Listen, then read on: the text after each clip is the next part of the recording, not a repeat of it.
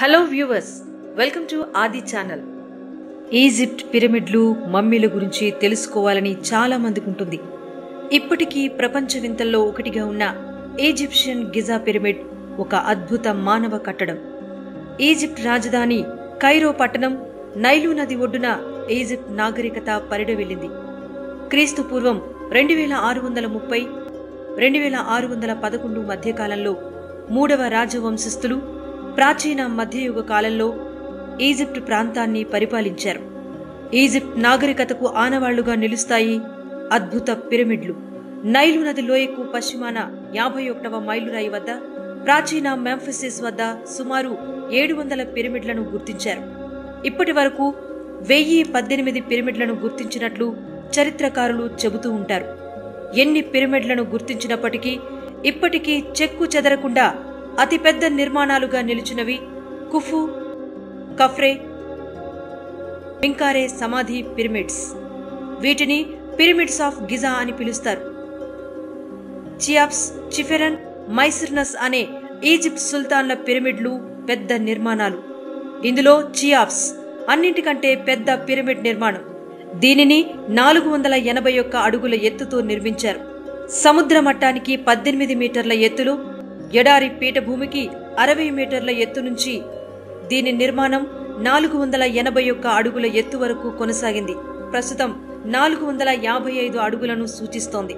అసలు ప్రపంచ ప్రఖ్యాతి పొందిన పిరమిడ్ నిర్మాణం ఎలా చేస్తారు, ఎంతమంది శ్రమ ఇందులో ఉందో తెలుసుకుందాం. అతి పెద్దదైన చియాప్స్ పిరమిడ్ నిర్మాణం గురించి చూస్తే 5,70,000 చదరపు అడుగుల చుట్టుకొలతతో 23 లక్షల వైట్ లైమ్ స్టోన్స్ అంటే సున్నపు రాయితో ఈ నిర్మాణం జరిగింది. ఒక్కో ఇటుక 2.5 టన్నుల నుంచి 30 టన్నుల బరువు వరకు ఉంటుంది. 3 చదరపు అడుగుల వెడల్పులో ఉంటుంది. పిరమిడ్ 4 వైపులా ఖచ్చితమైన కొలతలతో దిక్కులను అనుసరించి, నక్షత్ర దిశను అనుసరించి, ఖగోళ విజ్ఞానాన్ని అనుసరించి ప్రారంభ దిశ 750 అడుగులుగా నిర్మాణం కొనసాగింది. మానవ మేధస్సు, ఎటువంటి సాంకేతికత లేని రోజుల్లో 360 డిగ్రీల కోణంలో ఈ నిర్మాణాలను అద్భుతంగా చేశారు ఈజిప్షియన్లు. గిజా పిరమిడ్ నిర్మాణంలో 2 లక్షల మంది కూలీలు 200 ఏళ్ల పాటు శ్రమించి ఏటవాలు నిర్మాణానికి సమాంతర మట్టి వంతెనను నిర్మించి ఎంతో అద్భుతంగా తీర్చిదిద్దిన మానవ నిర్మిత కట్టడాలుగా పిరమిడ్లు నిలిచే ఉన్నాయి. ఈజిప్ట్ రాజవంశాలకు చెందిన రాజ సమాధులను ఇలా పిరమిడ్ రూపంలో నిర్మించాలని ఆలోచన చేసినది వాస్తు శిల్పి ఇమ్హోటెప్. ఫారో రాజవంశస్థుల కాలంలో ఈ పిరమిడ్స్ నిర్మాణాలు శరవేగంగా జరిగాయి. అందుకే ఈజిప్షియన్లకు ఇమ్హోటెప్ దైవ సమానులు. అయితే ఈ పిరమిడ్ నిర్మాణంలో దైవ మార్గ రహస్యం దాగి ఉందని ఈజిప్షియన్లు నమ్ముతారు. రాత్రిపూట ఆకాశంలో నల్లని దట్టమైన ప్రాంతంలోకి పిరమిడ్ ఉన్నత కోణం నుంచి మమ్మీల రూపంలో భద్రపరిచిన రాజుల సమాధి నుంచి ఆత్మలు చేరుకుంటాయని, దైవలోకంలో తమ రాజు నిశ్చింతగా జీవిస్తారని ప్రజలు నమ్ముతారు. నైలు నదికి సూర్యాస్తమయమైన దిక్కునే ఈ పిరమిడ్ నిర్మాణాలు సాగాయి. ఈ పిరమిడ్ల నిర్మాణం భూ అంతర్భాగం నుంచి ప్రారంభమై సముద్ర మట్టానికి 18 మీటర్లు, ఎడారి పీఠభూమికి 60 మీటర్ల ఎత్తు నుంచి బెడ్ రాక్ విధానంలో కొనసాగింది. ఈ రాళ్ల తరలింపునకు మెక్కాంటం కొండను తొలచి కొన్ని తాంత్రిక శక్తుల సాయంతో 1,00,000 మంది కార్మికులు తరలించేవారని, దీంతో నిర్మాణం సులభంగా జరిగేదని చరిత్రకారులు చెబుతున్నారు. ఈ గిజా పిరమిడ్ కు రక్షణగా గ్రేట్ స్ఫినిక్స్ ఉంటుంది. ఈ స్ఫినిక్స్ కూడా ఆరాధ్య దేవత. మనిషి ఆకారపు తలభాగం, తోడేలు శరీరం కలిగిన ఈ స్ఫినిక్స్ రాజు కఫ్రా ముఖాన్ని పోలి ఉంటుందట.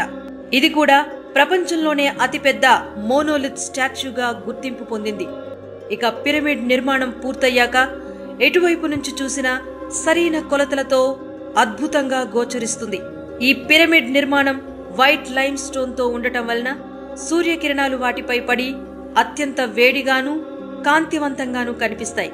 కానీ ఈ పిరమిడ్ లోపల 20 డిగ్రీల టెంపరేచర్ మాత్రమే ఉంటుంది. లోపలి నుంచి చూసినప్పుడు మెట్లు వ్యతిరేక దిశలో నిర్మించినట్లుగా ఉండి ప్రక్కల శూన్యం ఉన్నట్టుగా తెలుస్తోంది. ఇందులో రాజు మందిర నిర్మాణంతో పాటు రాజుల శవాలు మమ్మీల రూపంలో భద్రపరచబడతాయి. అసలు ఈ మమ్మీలంటే ఏంటి, చనిపోయిన తర్వాత మమ్మిఫికేషన్ ఎలా చేస్తారు అన్న విషయాలు ఇప్పుడు తెలుసుకుందాం. మమ్మీ అంటే శవాలను నిల్వ చేసే పద్ధతి.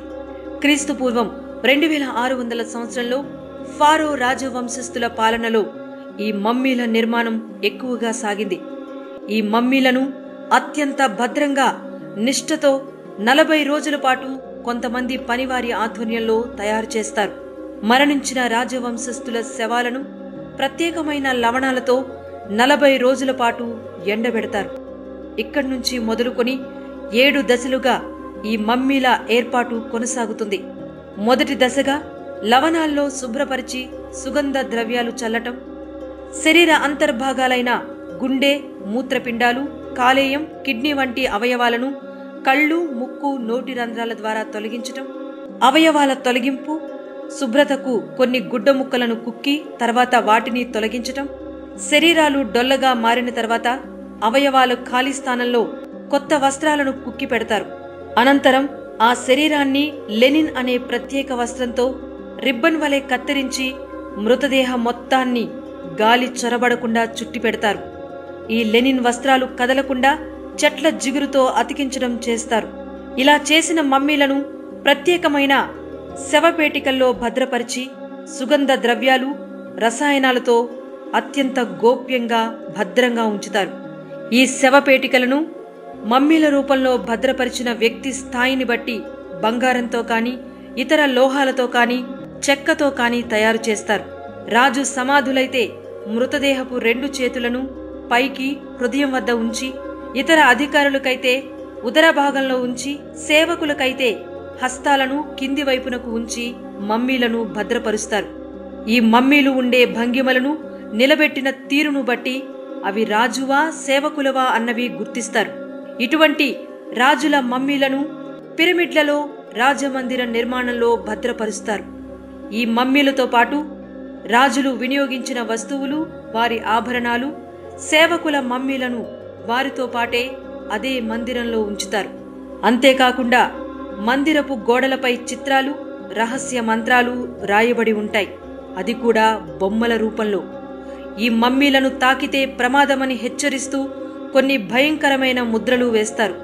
పరలోకంలో తమ రాజు నిశ్చింతగా ఉండటం కోసం ఇలా అన్నీ సమకూర్చి పిరమిడ్ల నిర్మాణం కొనసాగిస్తారు.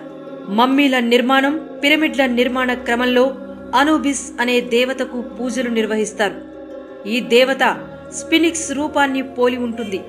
అయితే ఈ మమ్మీలను తయారు చేసే వ్యక్తులు కూడా తోడేలును పోలి ఉన్న మాస్కులను ధరించి, మరికొంతమంది పనివారు తలపై వెంట్రుకలను తొలగించి అత్యంత నిష్ఠతో చేస్తారు. చివరిగా మమ్మీల నిర్మాణం పూర్తయిన తర్వాత అనూబిస్ దేవత రూపాన్ని ముఖ చిత్రంగా మలిచి శవపేటికల్లో కొన్ని వేల సంవత్సరాల పాటు భద్రపరుస్తారు. 1954లో వెలుగు చూసిన కొన్ని ఆధారాల్లో రాజు మందిరం, ఫ్యూనరల్ షిప్ కూడా బయటపడ్డాయి.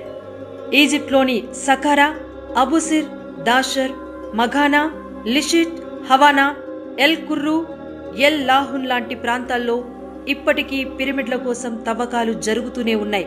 ఇప్పటికీ చరిత్ర ఆధారాలు లభిస్తూనే ఉన్నాయి. ఈ వీడియో మీకు నచ్చినట్లయితే లైక్ చేయండి, షేర్ చేయండి, మా ఆది ఛానల్ని సబ్స్క్రైబ్ చేయండి. పక్కనే ఉన్న బెల్ బటన్ని ప్రెస్ చేయడం మర్చిపోకండి.